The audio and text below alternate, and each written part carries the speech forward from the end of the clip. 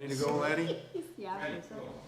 All right. I'd like to call to order the Board of Supervisors meeting for the town of Sevastopol on Monday, August 21st, 2023 at 7 p.m. And doing so, would we like to have the Pledge of Allegiance? We're all waiting. Will. All right. I pledge allegiance to the flag of the United States of America and to the republic for which it stands, one nation, under God, indivisible, with liberty and justice for all. Thank you. Amy, how about the roll call to establish a quorum? Supervisor Jeannie Vogel. Here. Supervisor Derek Daniel. Here. Supervisor Linda Way. Here. Supervisor Mark Hain. Here. Chairman Dan Walpole. Here. All right, good to go. Meet and greet. Well, tonight is going to go very quickly. Would you like to introduce yourself, sir? Yes, good evening. I'm Hugh Zell. I'm the District 14 County Board Supervisor, which represents the eastern half of the town of Sevastopol and Ward 1 of the town of Sturgeon Bay. All right, nice. Thank you for joining us this evening, sir. Gentlemen, would you care to introduce yourself, or would you prefer to be anonymous tonight? Derek? Derek Demise, Kinnison Road. All right. And behind the camera is, who's now in front? Larry Chapman, Glenn's Road. All right, good to go. Welcome. Anyone here from the public wishing to speak? Hearing none, we will move on. How about adopting the agenda? It was properly noticed, was it not, Amy? The agenda was properly noticed. So then we would need a motion to adopt. I'll make a motion to adopt the agenda. Motion by Derek, second by? Second by Mark. All those in favor signify by saying aye. Aye. Opposed? Carries. Approval of the minutes, Board of Supervisors meeting from July 17th. I'll make a motion to approve the minutes for the July 17th meeting. All right, motion by Jeannie, second by? Second by Mark to approve the minutes, Board of Supervisors meeting July 17th. All those in favor signify by saying aye. Aye. Opposed? None. Motion carried. Good, we're moving. All right, first item here on the agenda is let's try and set a time for the budget work session. This always presents an interesting challenge because some of it's up to Amy in terms of when she gets all of her information. So Amy, do you have just a date to suggest or a couple of dates, and we'll kind of work from that? Let's look at that second week in October. The week of the 9th? The week of the 9th, yes. Okay, and you think you'll have most of the stuff you need by then? I do believe I'll have most of the things by then. Okay. So either the 9th or the 10th, if that's available. How does any and all, Monday's fine with me, but I don't know if it's good with anybody else. All right, I got one yes. Monday would be better. It's okay. 2, 3? Sure, why not? Okay. What time?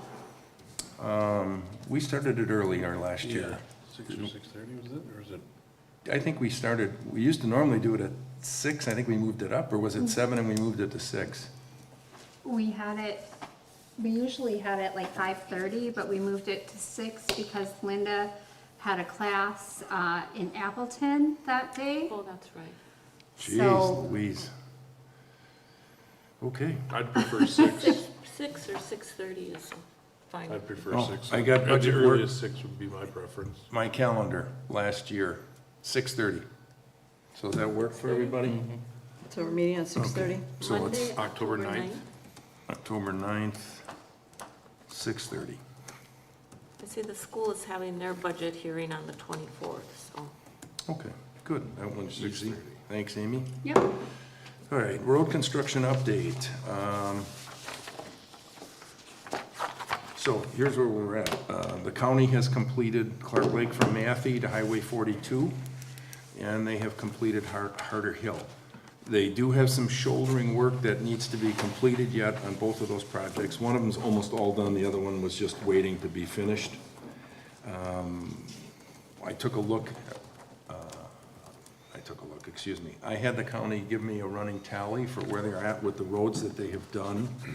And including the shouldering, we should come in around $82,000 for the two that they have completed against bids of 107. So as we kind of projected, you know, they save some money, and hopefully if work continues along those same lines, we'll have excess under our budget, and I'll put it towards doing some, what's the word I want? Repairs? Maintenance, Maintenance? No, not maintenance. chip Tree seal? cutting? Oh, Crack filling? crack filling, thank you. Going through every word in my book, so we would go through some crack filling. The 21st is the start date on West Whitefish Bay Road and Dunn. So just as a refresher, they're gonna pulverize that.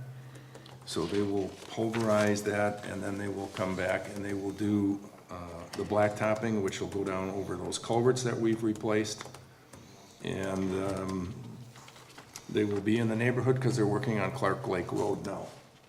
So So the 21st is the date? they're gonna start on the 21st. Like Like, tomorrow? like today? He said this week, the 21st, he had it scheduled. I did not go there to see if they did it or not.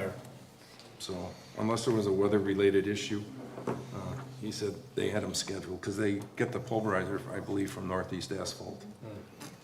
So I think we're gonna be below, I'm pretty comfortable with that. So we'll do some crack filling if that works out. He'll give me billing as we move ahead. And I think we'll catch up with, we'll spend what we put in the budget. Okay, any questions?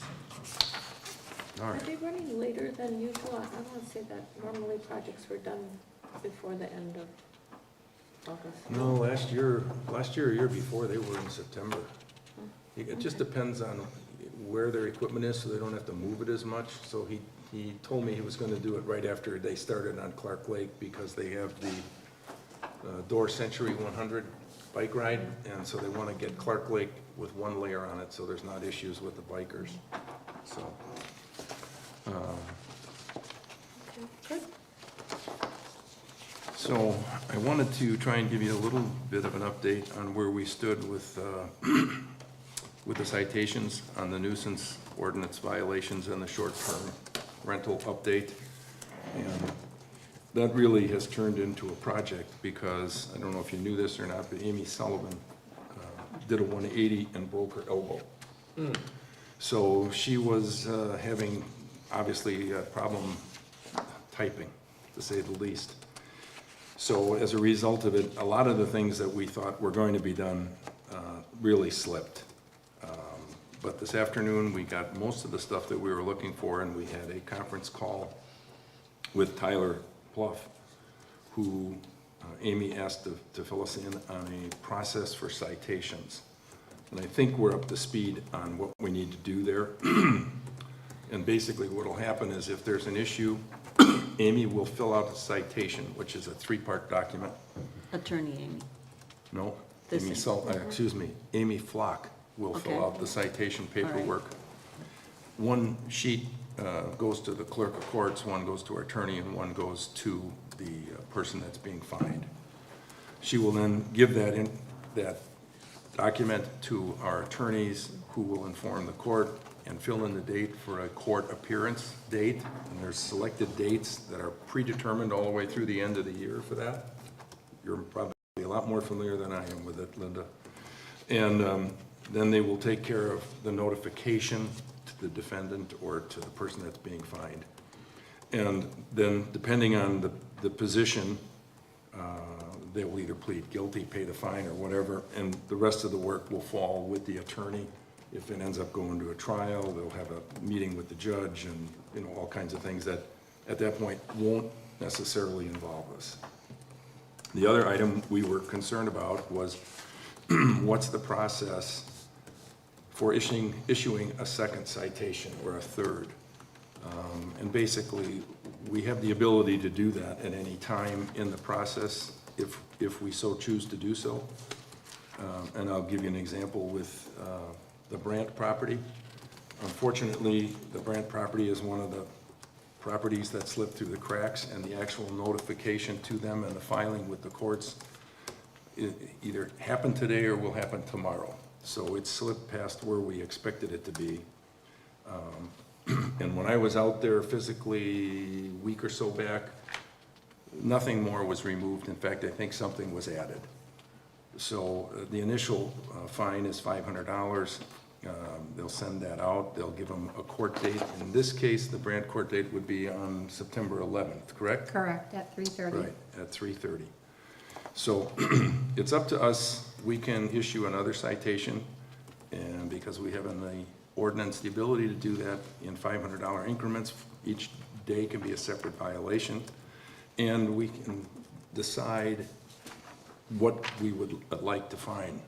So in other words,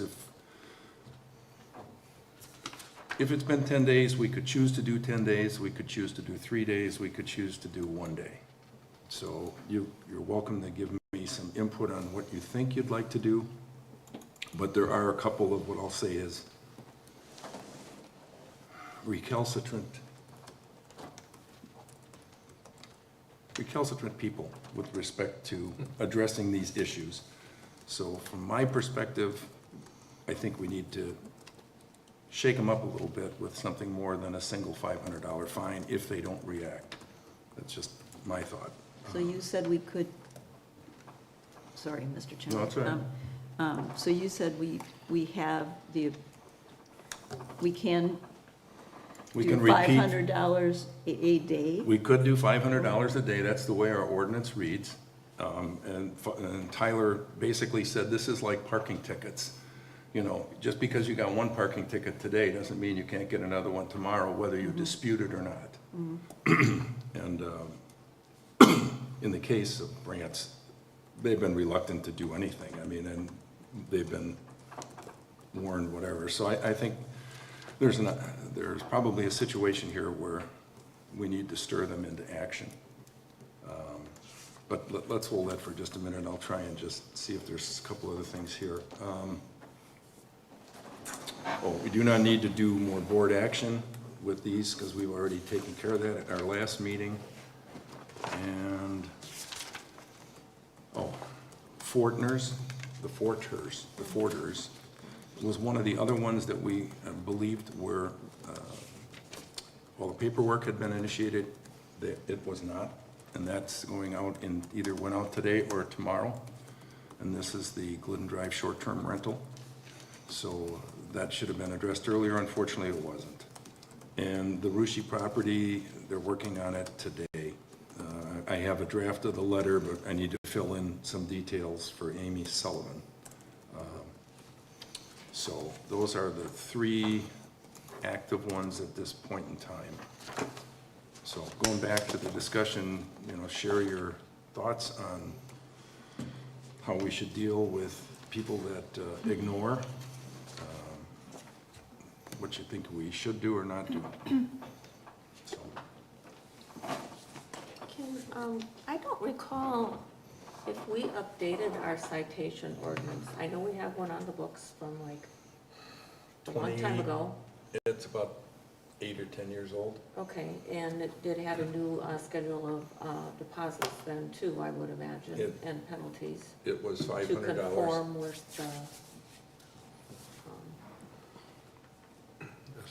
not statutes, but the court's filing schedule. Because they have so much for court costs, so much for, yeah. Right, all those different categories. Well, the ordinance itself, Attorney's fees. the ordinance itself that we're talking about for regulating this, Citation issuance. the nuisance ordinance actually has the The citation. the information. citations built in Okay. it. So the first offense is All $500. The second offense can be, I believe, $1,000 or $1,500.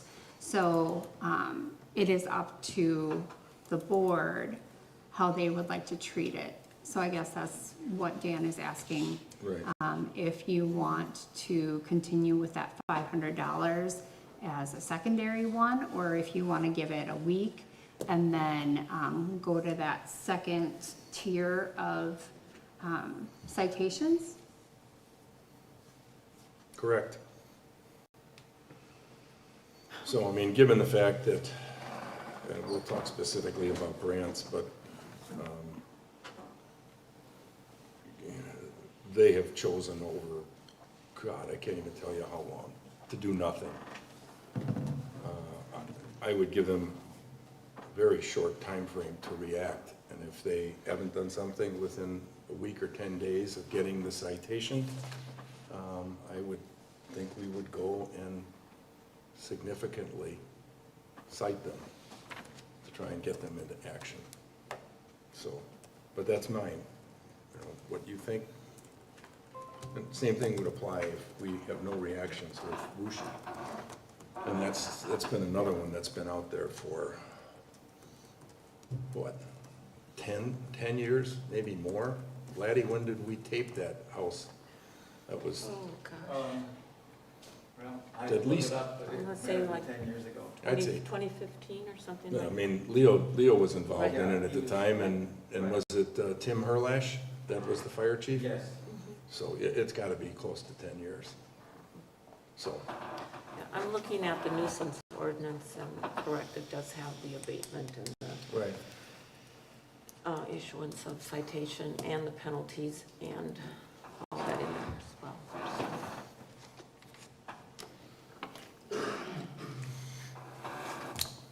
So do I hear any suggestions? Otherwise, you want to leave it to Amy and myself? I'm all for proceeding on the properties that we identified. Right. One is a total disaster, I mean, and there doesn't seem any improvement despite the conditions that were set. The conditional use. Yeah, I think proceeding is right. It's just, I think he's asking for direction on a fine. Right. Yeah, I'm not backing off of anything we've agreed to It's do, just fines, you know. fine structure. I just think somebody comes forward and said, why did we fine him X? Then the answer is either we agreed as a board that the next violation will be 1,000 and the one after that's 1,500, or we're gonna stay with 500. Or there's gonna be some degree of frequency that you think is reasonable and normal. You know, I would say, you know, with those people that we've identified for a long time, I'd say we give them a very short window. If it's a new issue, we're a little more gracious in our timing. But in the case of people that just basically throw any documentation in the trash and ignore us, I think we should come back and let them know we're serious. Are we sending these as certified mail, so they have to sign for them? Right. Yeah. In the case of the citations, it'll come from our attorney through certified mail. We could have it served, but they said it's $60 to $70 to have it served. I mean, spend the $5 for certified mail and leave it at that. So, Well, if you're going to get someone's attention, I guess the numbers go up, so yeah. I'm fine with you using your discretion as Okay. chairman. Any other comments? The ordinance says each and every day could be considered a Considered a separate separate. violation. Right. $100 a day. Pardon me? $100 a day after the notice has been served. After the initial notice? I mean, we obviously have to give them time to react. Oh, yeah. I would say for a new situation, we give them 30 days. Yeah. That's a new one, but A new, these yeah, are but other one ones. that's an ongoing, and there's really Yep. only 2 or 3 of them. I think the reaction time has to be quicker, because they're not, This remember isn't- that they've been chased by the county for years and have not responded to the county. So, you know, this is, now we're spending our dime to do the job that the county didn't get accomplished, so. We have a couple more coming up too, I think. There may be, And there's one in, just south of the mill, Sweet Willie's, have you seen that? I think The that fence just, fell down I think that blew down with the last storm. storm, last Friday. And he Yeah. hasn't cut the grass there all summer, or cleaned it up, and that's, We can take care of that one. We've had some success just sending some people letters, asking them to do it before we do it. that's like the entrance to our town. I mean, I said that last you're on night too. the highway right there. I don't know what, he does not have a liquor license. Have you heard anything from him, Amy? No, I just don't know if he's on Board of Health if something happened, or, Don't know. All right, well, here, until somebody says differently. I'll give somebody a 10-day window that's somebody that's been on our list. And if it's a new person, we'll give them a 30-day window, after which we'll cite them. And I think we should escalate with our ordinance. So the next fine is $1,000, and if it goes again, we do $1,500. And if we have to continue after that, which, God, I hope that's not the case, we'll add $500 each time. I mean, should we start doing like the city does? If you don't cut your lawn, they hire someone for $60 an hour to come and cut your lawn, you know what I mean? Like, also, we have a cleaning crew come in and a dumpster and start cleaning your yard for you. I mean, should we put that out there? We're gonna have to start doing that.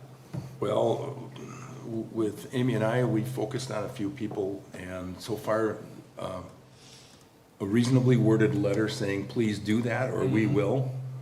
We've had fairly good response. Now, we have one that, just down the road, that came in and cleaned up partially, but still has some things left. So we're sending them a letter saying, thank you for addressing this, but we need you to Keep finish. sharing it, yeah. Carry it on, and then keep up. Yep. So I think that's the case. I think if we're gonna do it otherwise, we probably have to go back to the attorney and come up with some kind of defined process for that. I mean, I'm not adverse to that at all, because some of these We people. might have to think about getting a nuisance committee again, I know. you know what I mean, to actually sit down and put some words together and figure something out. If it doesn't take care of itself on these letters. I'll tell you what, I agree with you, because I mean, there's a couple so far, like I said, they've been good, but I'll ask the attorney to give me their opinion officially on how we can handle that. Steve Estes, Property Management, has taken care of the corner over there. The gal that owns that, by the way, they said has passed away. Did you Oh, know really? that? I didn't hear That's, that. somebody stopped here at the town and said they tried to contact her. Jerry? Jerry, they said it passed away. Now, I don't have any information on it, Find out. but that's what they said. So, okay. Enough on that topic. Fire contract, as you know, it's up for renewal, January 1. I have met with Josh Van Leeshout at the city and the fire chief, and we've established some guidelines or ground rules or options, whatever combination you'd like to use. And I anticipate in September that we will get back together and have some options to discuss at our next board meeting. At least that's my hope. I think that'll happen. So, not much else I can share with you at this point. Mr. Chairman, Yes. would it be a long-term contract like we had before then? You know, There- 3 years? It- Whatever. Yeah, and then we might consider 5, but I think 3's as far as we're gonna go. Okay. Yeah, that's kind of where I think it's tracking. And I did, well, I'll share this with you later, we'll leave that go. Glidden Drive Association. Some of you have been approached over the years about the lanes, some that belong to us, some that belong to, we don't know who, some that belong to the Glidden Drive Association. And they formally requested on the 31st of July that we survey the lots or the lanes. They've done some of this themselves to see which lanes are theirs, if there are any deed restrictions, if they're private or public. And they're asking us to consider doing the rest of them. And there's a list of them that are out there. They're also asking us if we want to define anything, like parking, fires, walks, etc. I understand that to some degree, but I also don't want to put any restrictions in that require us to become a police department. They have some lanes that they surveyed that there were issues with vehicle access, so they placed a couple large boulders on 1 or 2 lanes to prevent a car, but still leave people a place to park or walk in or take a wagon or whatever you might want. So they're asking us to set some rules. I'm very reluctant to do that, other than maybe motor vehicles, but I leave that for our discussion. I would guess, just from what I've heard, each one of the lanes that we do would probably cost us $800 to $1,000 for the survey. They would be marked, and of course, Glidden would know the property lines and what the access is. They're also talking about some signage. If you've been on Glidden, they use a white sign with black lettering to mark the access points. There's a lot of 6-foot wide access points going down there, and then there's a number of 50 and 60-foot wide access points. The larger ones are mostly on the water side, although there are 1 or 2 that are on the road side. And a number of them are treated as driveways, like Goldenrod Lane is actually a driveway. But it's been turned into a driveway for a residence on the north and south side. And then Deer Path on the road side is a similar situation. 3 people use the lane as an access point for their homes. So I get calls, Amy gets calls, Linda's gotten calls constantly on these lanes or Schmock Road, which runs behind it. And inevitably, we are with Land Use Services trying to answer the question, or we're with our attorney, or we're with digging through deeds or whatever to try and find out the answer to the question. And it's frankly enough to drive you a little crazy.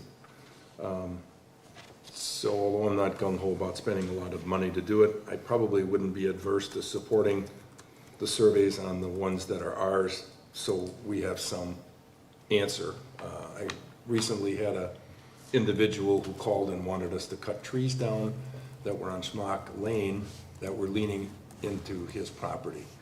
And again, back through the attorney and Holly and everything else, we finally determined that although Schmock Lane is a platted road, it was never accepted by the town, and it's basically treated as no man's land. So we didn't have to do anything with it, and I told the owner that he was free to cut the trees.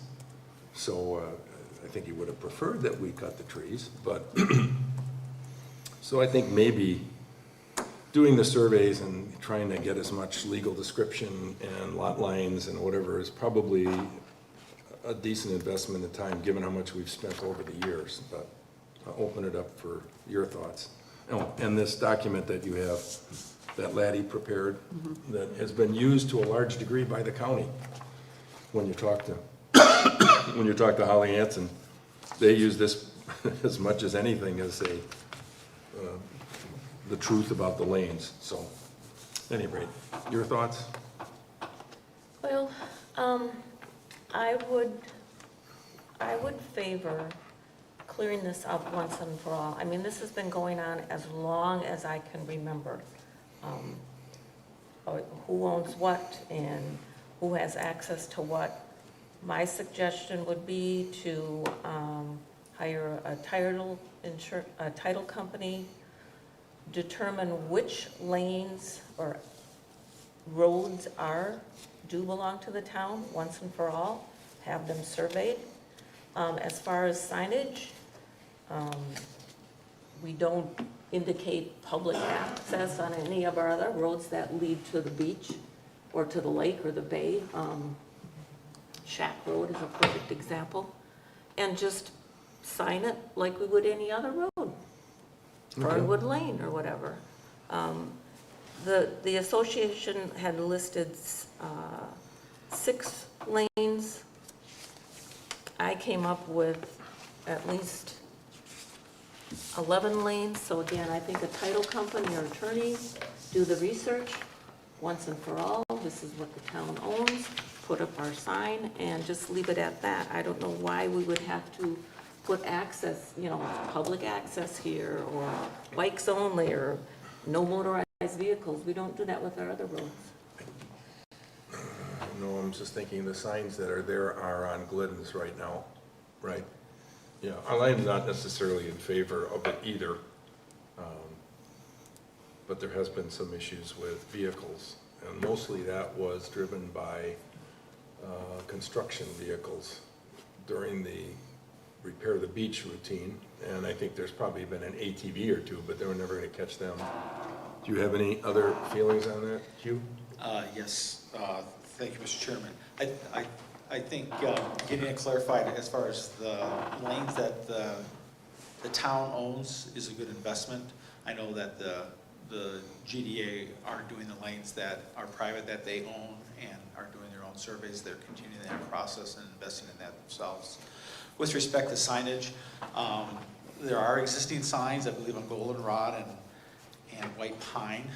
And I would urge the town to continue those, especially where it relates to how wide the town's property is.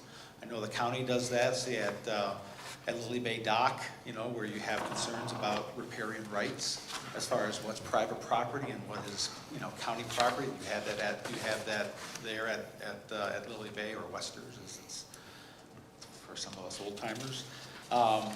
And I think it's appropriate to do the same relative to where the town's property extends and where they have the, you know, where you allow the ability for them to get access down to the beach.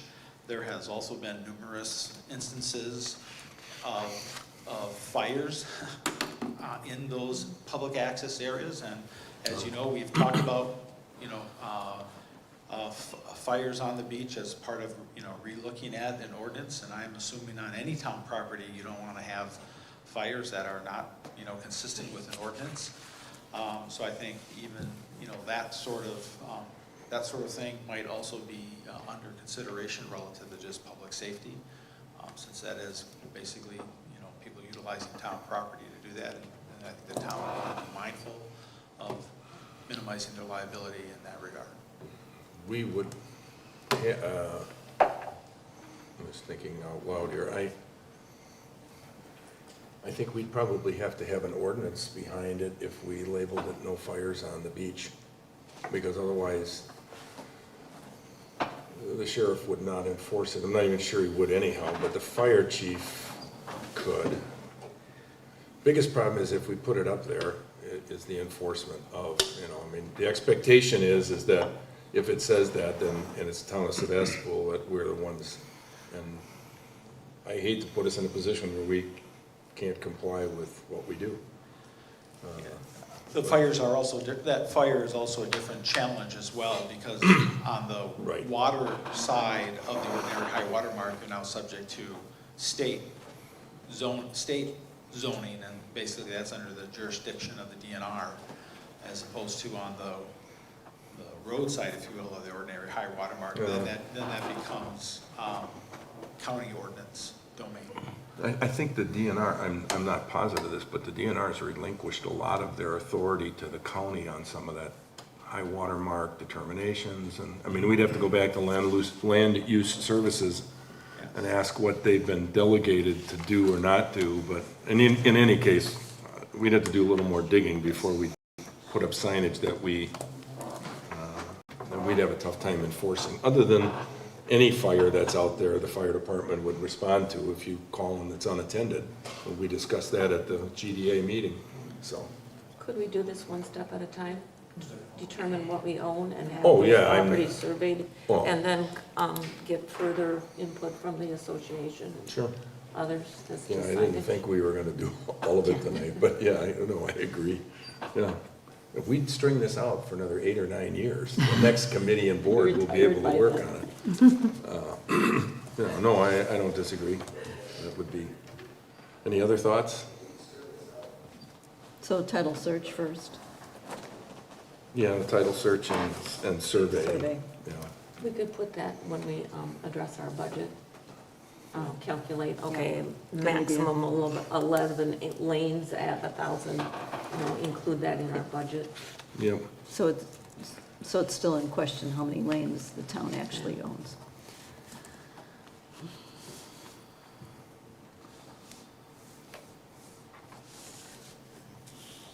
Okay, we can do that.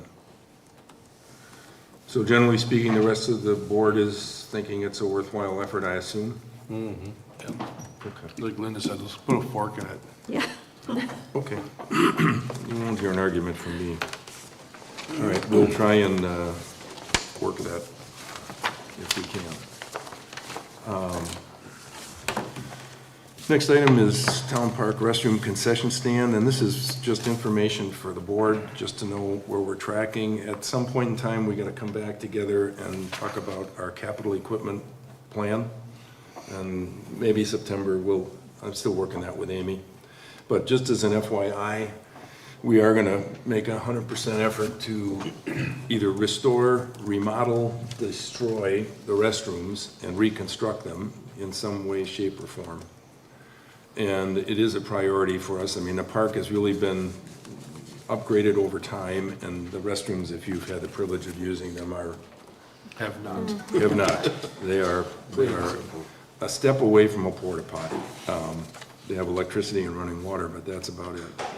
So they need an upgrade, and they're in tough shape. We're investigating two options. We don't have any numbers, but one of them would be to build two smaller bathrooms, located one on the north side to address the pickleball tennis area, separate, and one on the south end to address it, so that the distance between both places is a little more accommodating, because right now it's a hike depending on where you're coming from. We're also going to investigate, obviously, just a standalone new bathroom and envisioning it close to the current concession stand, but out closer to the parking lot, a little bit to the north field, in between the trees. We don't want to do any damage to the trees that are standing and in good shape.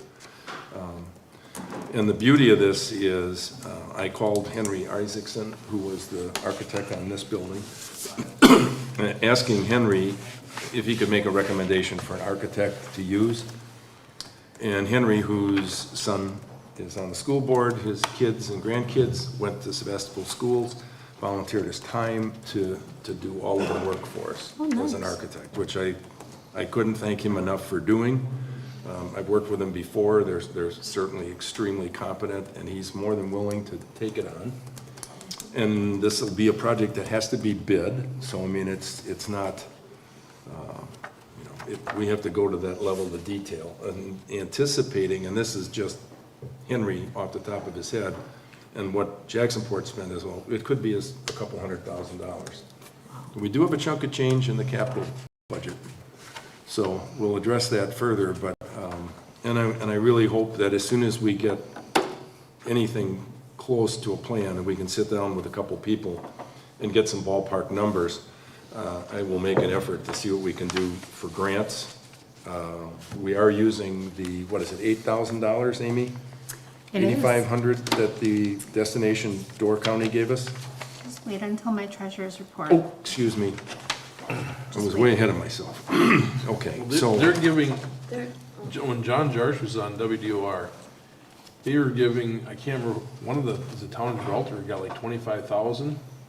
they have different But for their criteria. park, but it was a park thing, it was think for it the was park more. restoration and stuff. Yeah. You know, and they're doing round, can we do it another go at that, at the destination? Destination Door Community County, I think, is investment fund. annual, right? The community investment. The fund. community investment fund is, are you confusing or not confusing, but are you? That Well, was the- whatever John Jarsh was, That was the community investment fund, I believe, Yeah. that you're referring to. but in this was like the newspaper. parks and, If, I did see something on the parks. I contacted the Community Investment Fund to see if that was something we could potentially use for the restrooms. And from the documentation that I pulled off the internet and tried to fill out, I think it's gonna be an uphill struggle. Because it really has to be tourist-related. Now granted, having a They nice. need to go to the bathroom. You need to go to the hey, bathroom. there's a lot of people just stop in there on the way through to use the restrooms. Yeah, well, it might There's be, quite a but bit. I mean- you have to try and tie it back to overnight stays. So unless we can get some bums to spend the night in the restroom, That's already happened. We had that a few years back. so I don't know if we classify them as a stay. It's a little difficult. I can get together with them and talk further, but my initial gut feeling was it was a stretch. But there are other venues for us to get some matching funds. And, I'll pursue them as soon as we have an estimate on where this is going. So the hope would be if we can get Henry and Jeff to give us some plans and we get some numbers, maybe we can luck out and start something next spring, summer, which would be ideal. So we'll see. So, I have a comment. yes. So I went to the Wisconsin Towns Association council meeting this past weekend in Stevens Point, and we talked extensively about the new budget bill and shared revenue and all that. There is $300 million available for public safety, EMS, parks, any consolidated services. There's an additional $3 million available to help you write your grant. So, you know, instead of, I think it's time that we maybe give a go at some of these funds at the state level. We always seem to be hesitant, and we want to stick with either Raybrook or the Community Investment Fund or Destination Door County. I think it's time that Sevastopol started pursuing some of that. All they can do is tell us no. Exactly. Gibraltar applied for something. It cost them $10,000 to write the grant. They were denied. I don't know why, but, and this was not a shared revenue thing, it was something else. But Did I they, think just put our foot in the water and, you know, test these, and, I mean, it'd be really nice to get 200,000. Can we ask Bay Lake Regional Oh, yeah. Planning to write the even grant to the- try to get some money? Even Brett, they That's do what that, process. they write grants, what's his name, it's in May, they're Door County. did they give you But we any paid the people. specific fund? Because I get Oh, these yeah, things that in the makes mail in the droves. And well- you, I mean, you don't have to give it to me now, but the biggest problem I have is trying to find one that we qualify for. And I've been watching for the obvious one, which is Shower Park Road.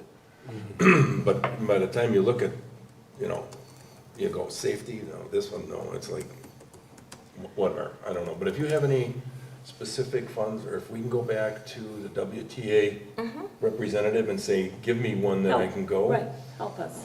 Yeah, Okay, help us. the money is there. I So- don't think we could apply quite yet, but I thought when you get under committee and commission reports, I'd just give a That's little recap on what else I learned, because it was very educational. Good, I mean, that's good. I mean, I know I've sent Thad a note here or there too about things, you know, maybe these grants play, maybe they don't, you know, sometimes they're at such a level, it's whatever. Do Okay. you want me to make an inquiry? Oh, yeah, I think we should. I mean, I have absolutely no problem chasing that if we can just define one that we believe is achievable. Or we're qualified to do. Next in your packet is the assessed value. This is Wisconsin Department of Revenue Statement of Changes in Equalized Value by Class and Items.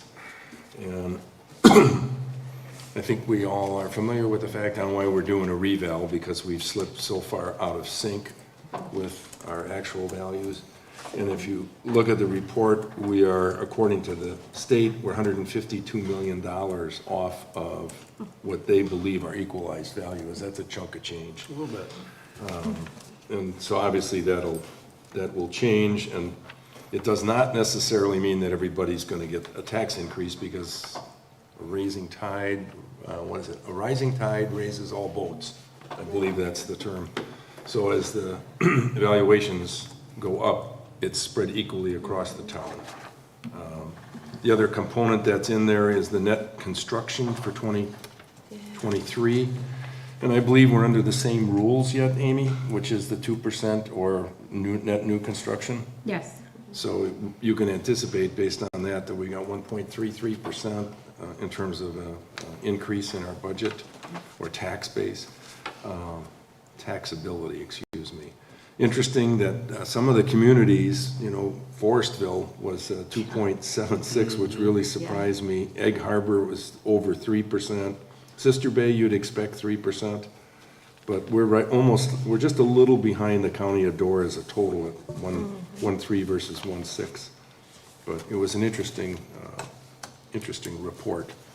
So if your constituents ask you about any of that when it comes through reval or whatever, you might hang on to that and help them understand it. So, all right. So the next item under an agenda is resolution for the discontinuance of East Martin Road. So, bear with me, I will read this, which is Resolution 2023-02, A resolution approving the discontinuance of East Martin Road in the town of Sevastopol pursuant to Wisconsin State Statute, Section 66.1003. Whereas this resolution was introduced before the Town Board of Sevastopol on June 19, 2023, notice of pendency of application to vacate the below described property was filled with the Register of Deeds for Door County on June 19th. Notice of the hearing was published with a Class 3 notice. A copy of the said notice was served more than 30 days prior to the hearing date in a manner prescribed by law on the owners of all the frontage lots and land abutting upon the portion of the road to be discontinued, or a waiver of notice therefore was received, and a public hearing was held before the Town Board of Sevastopol on June 29th, 2023 at 6 p.m. Whereas no sufficient It written has to be objection. changed to this date. Pardon me? That has to be changed to this date. I was just gonna say, I thought the Yeah. date there is off. Whereas no sufficient written objection to said discontinuance and vacation has been filed with the clerk, now therefore, in accordance with the authority vested in the town board by section 66.1003 Wisconsin statutes, be it resolved that by the town board of the town of Sevastopol that East Martin Road, located in the town of Sevastopol, Door County, Wisconsin, and more fully described below, is herein vacated and discontinued since the public interest requires it. And I won't bother to read the legal description that's in there. The discontinuance of the above described public way will not result in any landlocked property, and no owner of property abutting the discontinued public way will be damaged by the discontinuance. Upon discontinuance of East Martin Road as a public road, the land where East Martin Road is located, including the right-of-way, shall be annexed to the owner of the adjoining lands pursuant to section 66.1005, subsection 1 of the Wisconsin State statutes. This resolution to discontinue a public way includes the written consent of the town of Sevastopol to the discontinuance of all easements and incidental rights under Wisconsin statute 66.1005, section 2, subparagraph A, as part of these proceedings.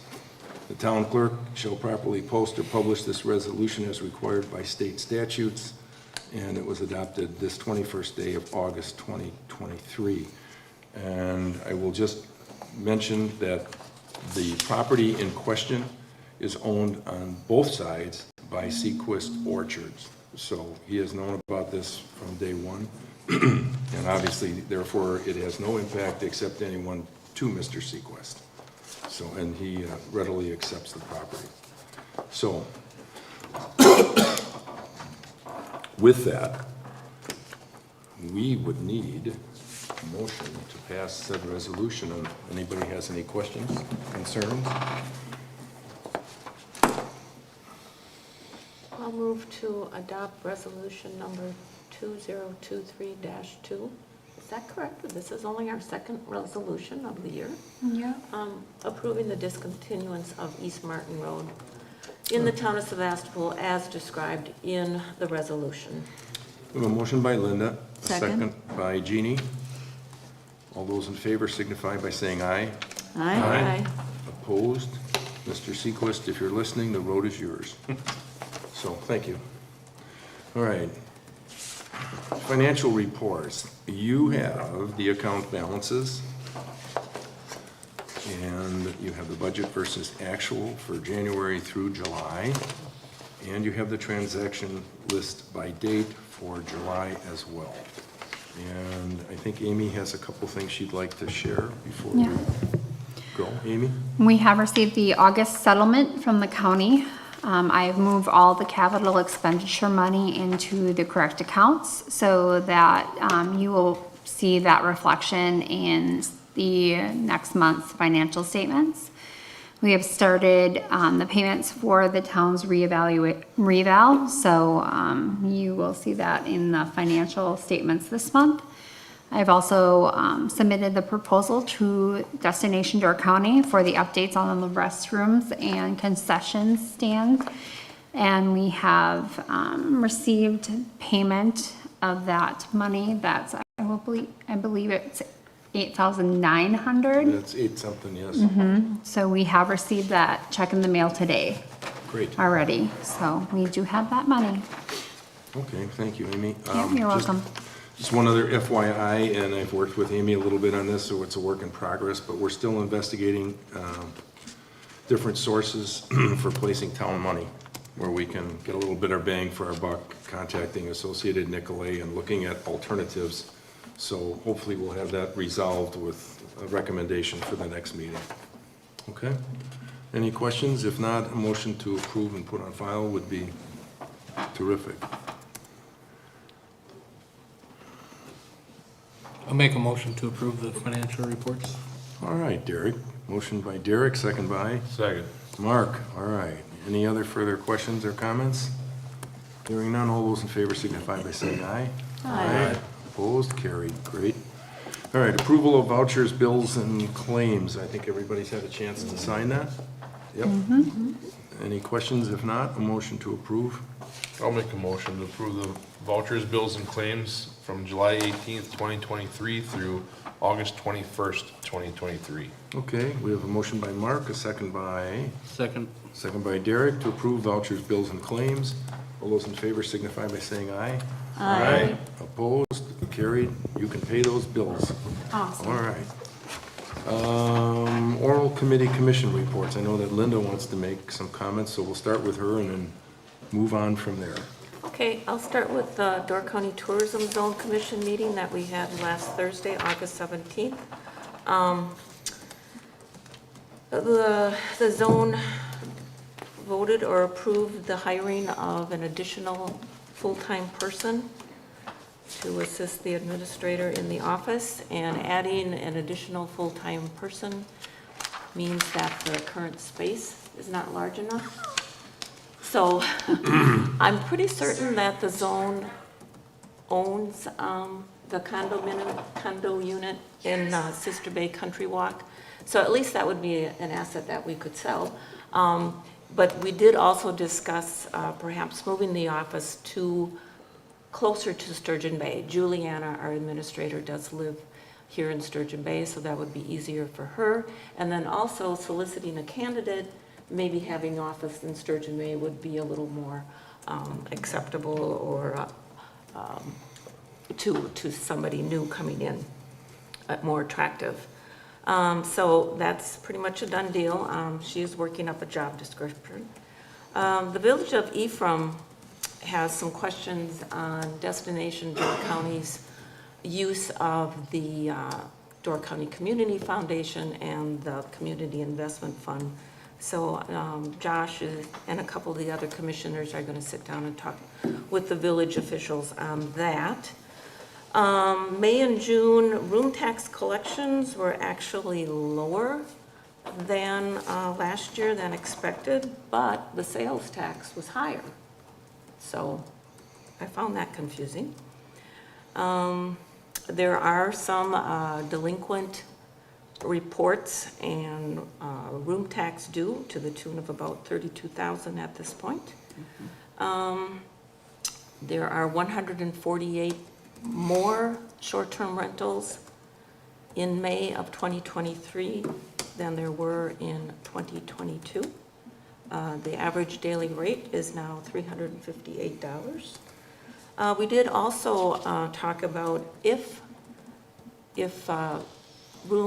lodging providers are failing to file their permits and paying their room tax, is there some way that we can revoke that permit or notify municipalities that these lodging providers are delinquent? So that was another topic that might be brought back.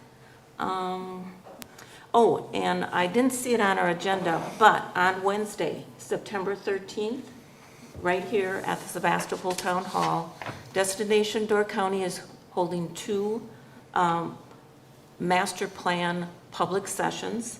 I think one in the morning up north, and then the evening, Wednesday, September 13th, right here, 5:30 p.m. At the Sevastopol Town Hall. So I don't know if Jeannie has anything to add on the tourism zone commission. I do have one question, which is really not that relevant, but why did the office end up in Sister Bay to begin with? That didn't- Because Bob Kuffren, if you remember Bob Sure, Kuffren, Bob was that's the where he administrator. was, and it just Oh. worked Yep. out. Kim, I think Roberts at the time was up there as well, so it just That happened makes to be a. sense. Bob was the yeah. administrator for Sister Bay. Right, Okay. but now Josh, you know, being the chairman of the Right. commission, and he's in Sturgeon Bay, so they Okay. just talked about Sturgeon Bay. Like I said, I did attend the Wisconsin Towns Association council meeting in Stevens Point this past weekend, and every time I go to these meetings, I'm just amazed at the amount of information that is available to us.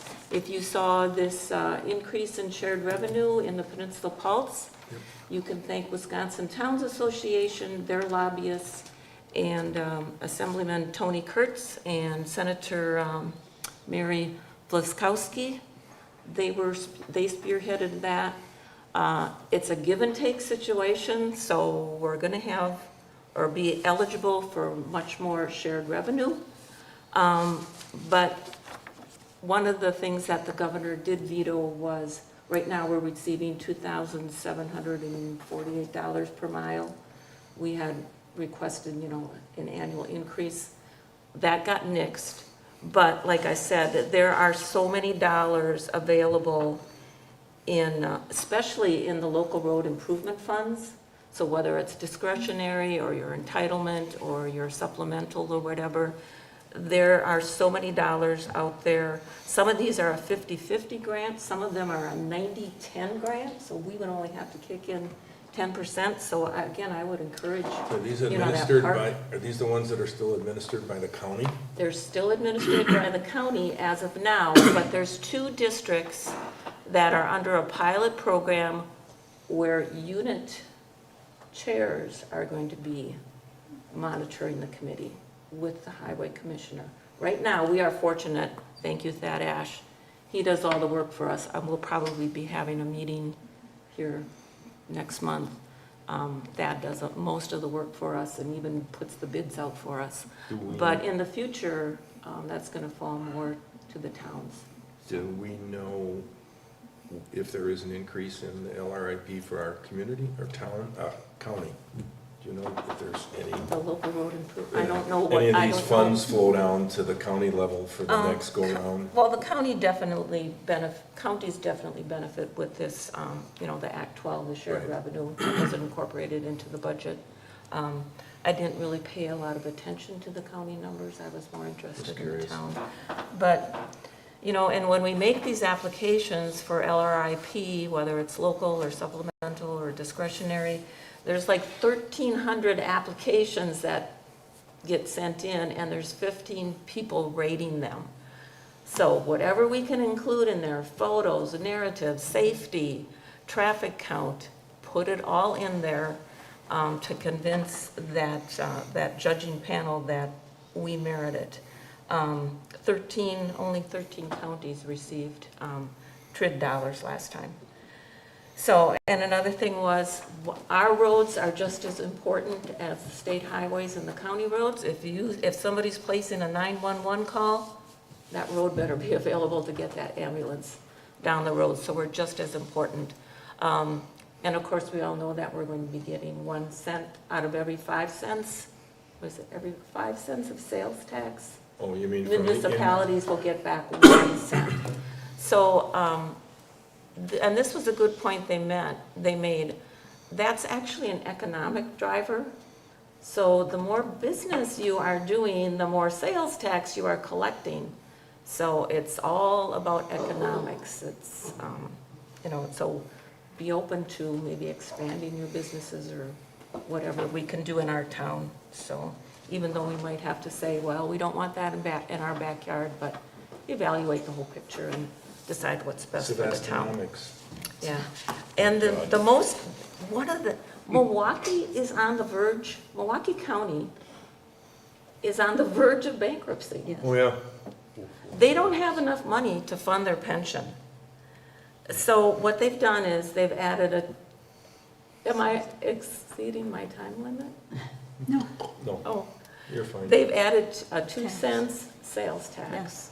Yeah. And their pension plans now, instead of being private, they're all gonna be through the Wisconsin retirement system, and hopefully get back on track. They have misspent their dollars. It should have been there. So in the bad. first place. Yeah, so I found that very interesting. And I think that's about, anyway, they said it was a win-win. This budget was a win-win for municipalities Well, our shared compared to what we revenue, had before. our shared revenue number went up 200 or 300%. Do you remember the number, Amy?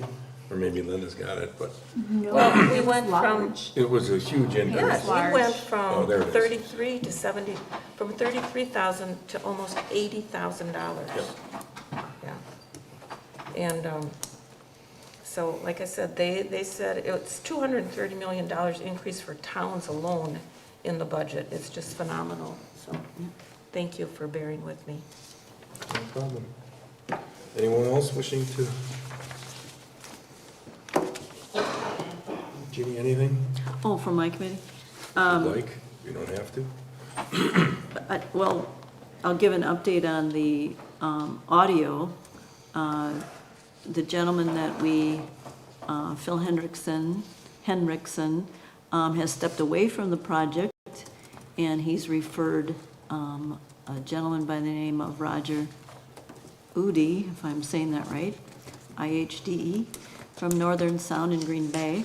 I have talked with him, and we will be meeting to discuss where we go from here. And Phil did sit down and talk to this gentleman about what we were looking at doing, and so he has requested to meet with us, and we will do so after the broadband work is complete, so. So what was the reason you walked away?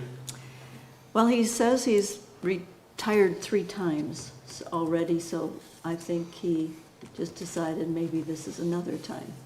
He's into the 70s. So, That's and he very may not have confusing. wanted to take on the project on as it was transpiring, so. We changed some of the He- specs on yeah. on what was gonna be put into the office here, and as a result, he had a learning curve and a Yeah. teaching issue, and so he really wanted to move on. He preferred somebody else to take care of it, and so we are going to move with that. And then as you see on the list, that we will be meeting, the Communications Technology Committee meeting will happen on August 24th at 11:30, and it will be closed session, because at that time, we will look to make a recommendation. The recommendation we will be making to the board in the September meeting For broadband. for broadband. Yeah. Correct. Broadband. Okay. Switched. Anything else from anyone else? All right, if not, we do have the Communications Technology Committee meeting minutes from June 28th. We need to approve those and put those on file, so a motion would be in order for that. I'll make a motion to approve the minutes from June 28th, 2023 for the Communications Technology Committee. All right, motion by Jeannie, second by? Second. Second by Mark. All right. All in favor signify by saying aye. Aye. Opposed? No one? Motion carried, thank you. All right. Let's see here. Oh, next on our agenda is county board report from District 14 Supervisor Hugh Zettel. Hugh, it's yours. Thank you, Mr. Chairman. I'd just like to provide a couple brief updates so you can stay on your time budget that you discussed at the beginning of the meeting. An amendment was made to the addressing system manual for the county, which means that the county is now putting out a formal request for proposal for doing new 911 addressing for 19,000 addresses in the county that the county is responsible for. That work will probably start early next year. And the signs are going to, the big change is going to be for most of the areas of the county. The signs will be perpendicular to the road, so you can see the address on both sides. And I believe the sign's color will be blue, if I'm not mistaken. So that work involves, removing the old signs, removing the old posts, installing new posts, making sure they're visible. I think they're probably gonna do some initial pilots, probably starting in the southern part of the county where they have a lot of rural addressing challenges. For residents that have asked questions about should they get their signs replaced where they are fading, tell them to please wait, because that work will start in earnest next year to replace all of them in the county. The Land Use Services Department also updated its department fees. Many of the fees have not been updated since 2009. So one of the things that I've kind of stressed to them is doing two things. One is making sure they look at it judiciously and also benchmark Door County against other similar counties, that have a similar sort of mix of rural and tourism. When you think of places like Walworth County that has a large agricultural plus a large tourism, seasonal homeowners, when you think of Lake Geneva area, et cetera, they should look at their fees accordingly. They've made some substantial improvements in those fees. The other is when we discussed it in fees, it hasn't been updated, but it was looked at, and we'll look at it in the future, relative to some of the recommendations for doing additional fees for conditional use permits to help fund improved enforcement. And also similar to with new construction, you have to basically place a bond, and doing something along those lines to create more incentives so that they do the improvements, like vegetative screening, those sorts of things. And so we'll continue discussions on that, but I think there was some initial receptivity just because of the challenges of that enforcement not being done and the non-compliance by a lot of continued use permit holders. So that's something that I'll continue to push as a member of the Resource Planning Committee. Also, we got our first look at a strategic plan for the budget for next year. We'll be talking more about that at tomorrow's meeting. We'll have a kind of a working session in September at the Landmark to basically go through the entire budget. Probably the biggest line item on there is the potential for bonding to do the new digital land mobile radio, which is mandated to be done, I believe, around 2026. As part of that, the county has gone through an initial process of looking at where they need to add towers in order so that they can get the necessary coverage that they need.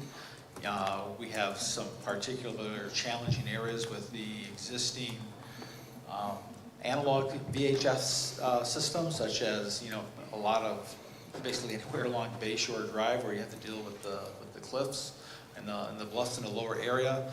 Some sections around Whitefish Dunes, Cave Point area. There's some dead spots along that eastern area there on the lake side as well. There's also some areas, if you think of clay banks, again, their lower bluff area, also some challenging areas. So they'll be adding towers where that's significant. In my other role as chairperson of the broadband committee is a lot of those all of those towers have to be fed by fiber in order to bring the data there to be transmitted through those towers. So we're going to make sure that they share that information with the town so we can minimize digging extra trenches and sharing line and being able to share lines, those sorts of things, so the taxpayer's not paying twice. So there'll be more on that forthcoming. Also, relative to other town-related matters, the county has received its permit from the state for the Gordon Road improvement. They are in the midst of ordering material for construction. Most likely around some of the concrete structures for culverts, extensions, et cetera, at that intersection. And they are looking to do some of the other approach work along the old highway road sections and planning that, ahead of the September Labor Day, kind of moratorium from which they could start at the intersection. So they're ordering ordering material, getting things scheduled, so we'll see that start in earnest with, over the next month, and hopefully we'll see some visible signs of that to report on at the next town board meeting. With that, if you have any questions, I'd be happy to answer them for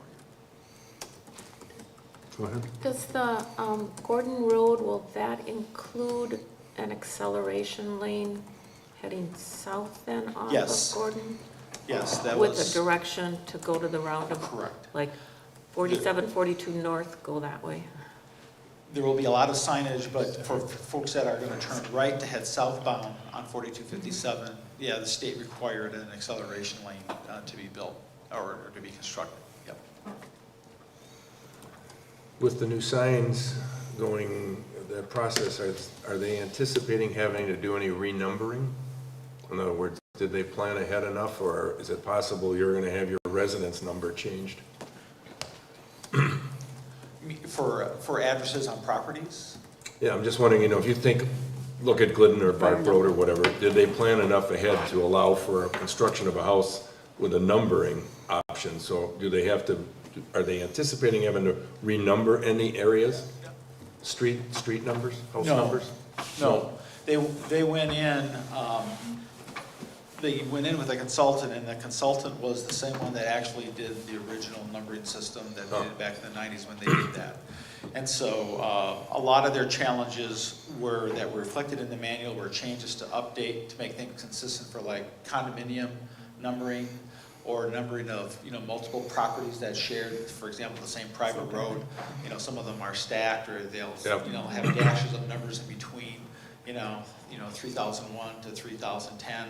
So they clarified some of those. They also added some guidelines for campsites, even though they don't dictate that, they provided some guidance so that it makes that easier for emergency services. And as part of this manual review, the RPC committee specifically solicited feedback from Sheriff's Department, EMS, the fire chief that represents all the fire departments in the county to get their feedback, since obviously they're the key stakeholders, at least from an emergency services perspective. Cool. And so we got their concurrence as well on that. Okay. One other one is the RPC. As I think most of you know, I went to the RPC meeting a number of months back and raised the issue of vegetative screening and the fact that there was a lot of non-compliance. So is that come up on the agenda, or is it part of a future agenda, screening? Because you just talked about putting some dollars into land use services for enforcement. Is that one of the areas that you think they're going to address? It'll be an area. There are some areas within the comprehensive ordinance that we've talked to Mariah about revisiting, and vegetative screening is one of them. Okay. All right. If you need moral support, I'd be happy to bring some more pictures, because obviously there continues to be dwellings that need help. It's a challenge, and I think that's where some of the suggestion actually was brought up by Madam Clerk over here about using a similar sort of carrot and stick, if you will, that you do with construction bonding, Right. to basically, have them put a bond out there, and if they're not compliant, they don't get their money back. So I think they'll, that might be the kind of incentive that is needed, so we'll continue to push that, Mr. Chairman. Cool. Thank you. Anything else? Otherwise, thank you. Appreciate it. Always does a nice job for us. All right. You have in here Door County Inspections Report for the month, and I have a note here on, I think some of you are aware that Brett Timmy is in the process of retiring, and I believe that Brett's probably with us till the end of the year. Is that right, Amy? I We would say- anticipate, I would anticipate till the end of the year. I would, January 1st, I would think he's pretty okay. much done. He's given notice to some of the other towns in the county. We have not received notice from him yet, and so we're expecting we'll get through the fall. But it'll probably be on our October agenda on how we want to start to plan to replace him. From looking at a couple of the other town agendas, at least at this point, unless somebody knows somebody different, it's Mr. Inigal and/or Brett Gillett, thank you. I don't know if there's a third player in that game or not, but anyway, we'll have to make some decisions with respect to that. And I'll put that on the October agenda. So, You know, to make sure he is fully retiring. Because what we've heard in the trades that he's cutting back. and we've heard that too. And the guy that's working with him said that he hasn't heard about the retirement fully yet, that he's cutting back, getting rid of municipalities too, so. Yeah, and I It's asked, sure nice to know right, from Brett. Yeah. yeah, and we'll have to have that conversation, because I'd heard basically the same thing, that maybe he's gonna fall back and work with maybe one or two, just kind of keep his hand, I don't know what's involved there. But, at any rate. Off to correspondence, Jim Mitchie's not here tonight. He's mentioned by the DNR as being given a permit, so that probably makes him very happy. There's also, there's also one in here that is not very happy because they have to move all of their rocks out because they don't have a permit. So, and Linda mentioned the Door County Tourism Zone in her piece, that there are short-term rental owners that have not paid their fees, and 2 of those are in our town, and have been on their list for quite some time, and I believe they don't make it public until such time as they end up taking the individual through the legal pathway. The individual in this case, by the way, was also late on his short-term rental permit. So, and Amy and I dealt with a lot of those issues that we didn't, work through with you, but I've asked Linda to bring the short-term rental back as a topic to just make a couple of tweaks. One of them being, if we're gonna have a grace period on a short-term rental, we want it defined and what what we'll do with it, and so it's in black and white. And after that, they're under the new rules. So she'll do that at a future date, but just wanted to share that with you. And then, what do I have here? I can't even read it. I'll skip that. So, then we have the computer aid, 2598. Put that towards new computers then, Amy. It's not gonna get us too far, but okay. Well, we could maybe get maybe like a mouse pad. A mouse or something. Mouse pad. Yeah. Shared revenues, Amy already talked to, and then the video component from the state. This is where they decided to change the way at Charter's request. So now the state makes up the difference that Charter doesn't, $7,000 roughly, right?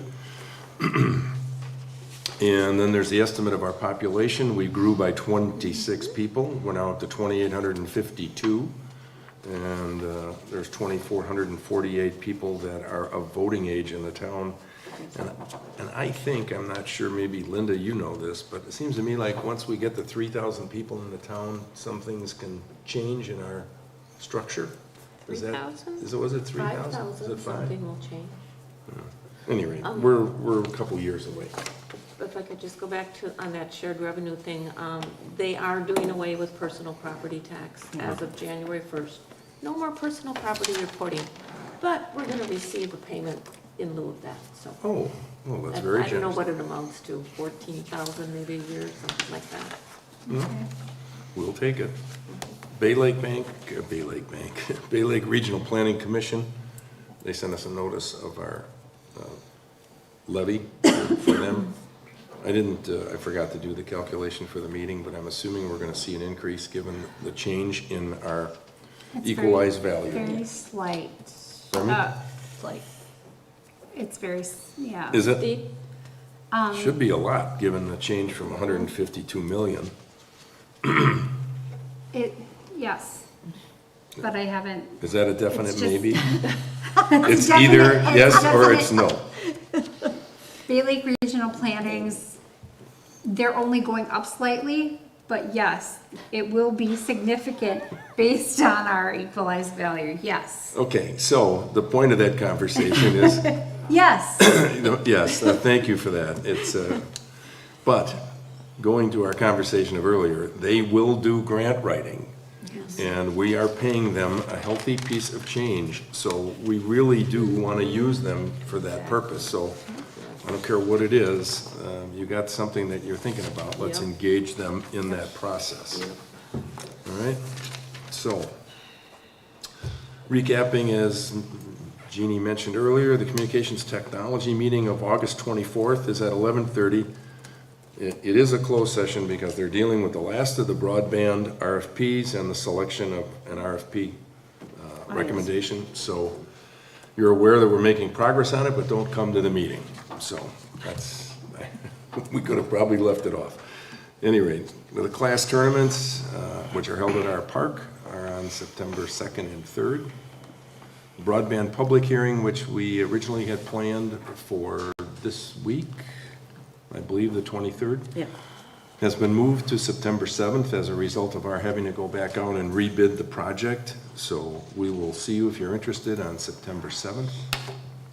Tell you all about it. And the communications and technology meeting is, next one is on September 13th. That's an open meeting. That's to discuss anything that comes out of the public hearing that we need to adjust.